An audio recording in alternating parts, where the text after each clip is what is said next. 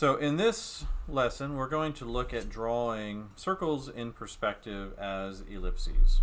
And again, for a deeper discussion of circles and ellipses, be sure and watch that whole section we're working in Photoshop. But what I'm going to look at here are a few things that are directly related to drawing with analog media so that you can find the important information that you need in order to draw freehand perfect ellipses in perspective. So we're just going to look at the ellipse by itself initially, and then we'll apply it to a square that's been put into perspective in our grid below. So I've got this piece of paper here and I've drawn out a rectangle. The size of the rectangle doesn't matter. It could be really narrow, it could be really fat, it could almost be a square, but any rectangle will do for practice purposes. So remember, the information that we need to find in order to draw an accurate ellipse are two pieces of information, which is the major and the minor axis. So remember, to find those, you just need to find the center of your rectangle. So I go ahead and put my pencil down on one corner, and we draw out to the other corner.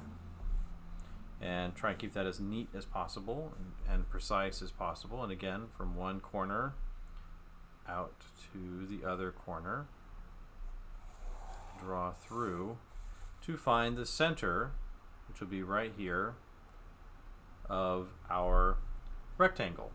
Now remember, the center of the ellipse is not the center of the circle. The center of the ellipse is going to be somewhat forward in front of that circle center. But in order to draw an accurate ellipse, you have to find the center of that ellipse first.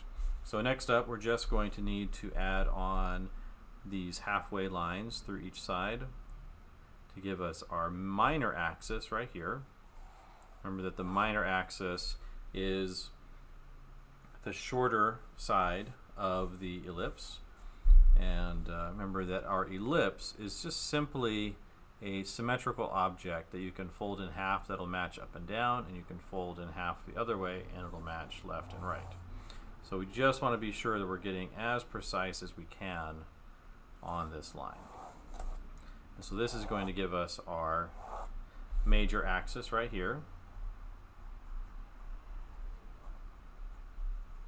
And then up and down is going to give us our minor axis. Now when drawing these ellipses freehand, we're also going to need a little bit extra line space on our minor axis. In fact, we need it's helpful to go a little bit beyond, but it needs to be the same length or longer as our major axis down here. So I'll go ahead and extend these lines out just a bit further, just so they match up. So let's make sure I got enough space, a little more than 2.5 inches, a little more than 2.5 inches, and a little bit more than 2.5 inches. So make sure that goes up just a little bit further. And you'll see why in a moment. But again, major axis and minor axis. Now the next thing that's helpful to do, just for education purposes, is to label this point right here on the major axis as A, the center point as B, and this point up here for the minor axis as C. So what I'm going to do with this is this information right here, this distance from A to B and this distance from C to B, is going to be applied to some kind of straight edge. And what I like to use most for this is just a scrap piece of paper like this. And what I do is I just put down the flat edge of this scrap of paper, so this straight edge right here. Anything will do. You can use a ruler if you want, but you always have to erase off the ruler, so I just prefer to use a scrap piece of paper for this. But I just mark off A and B, and I write it down. A goes right here, and B goes right there. So this is the widest distance of this right here. So A to B, right there.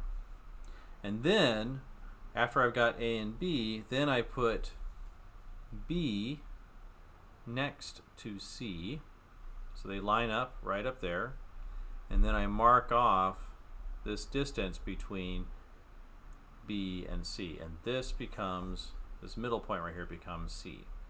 And then these proportions, they'll change depending on the size and proportions of your rectangles that you make.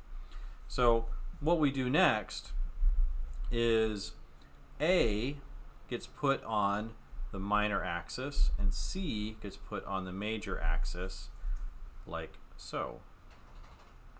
And what you're going to see is if I start rotating this around, keeping A on this minor axis and C on this major axis, as I push this in, B is going to rotate around this space.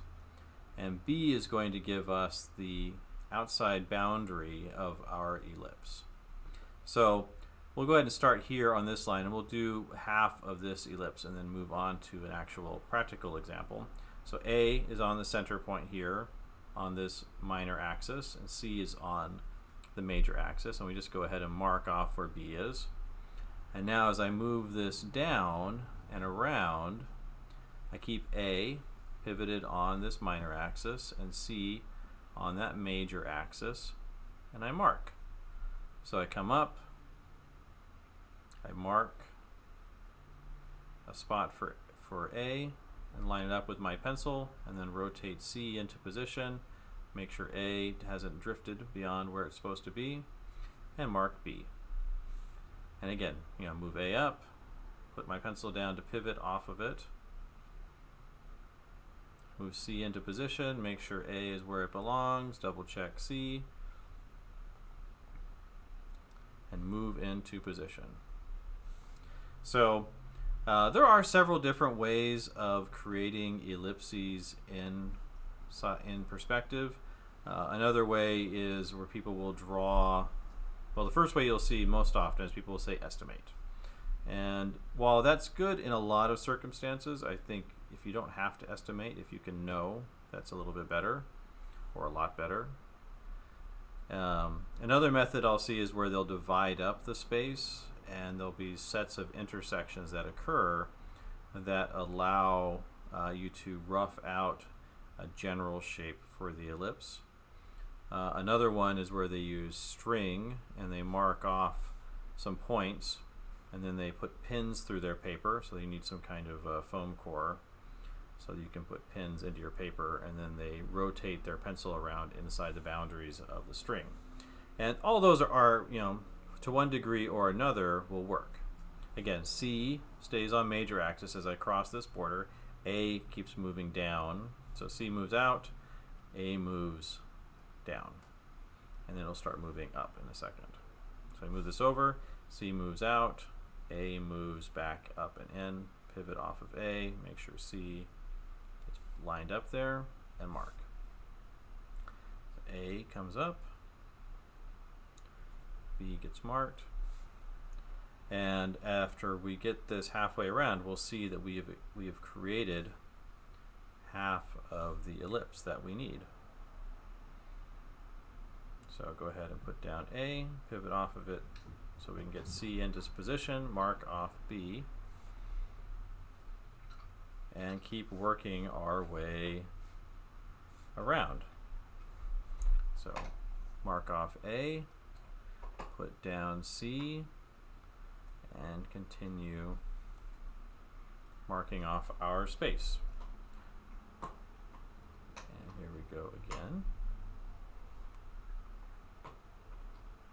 And again, and come down almost all the way down to A, and we'll be able to see exactly how this is lined up. So you can see right now we can follow this space around, and the more points you put in, the less you have to estimate. So I can mark that off. I can rotate this just so it works better with my arm, and rotate this ellipse around in space. And so that's kind of the main way that you create an ellipse inside of a rectangle. So next up, let's apply this to a practical example.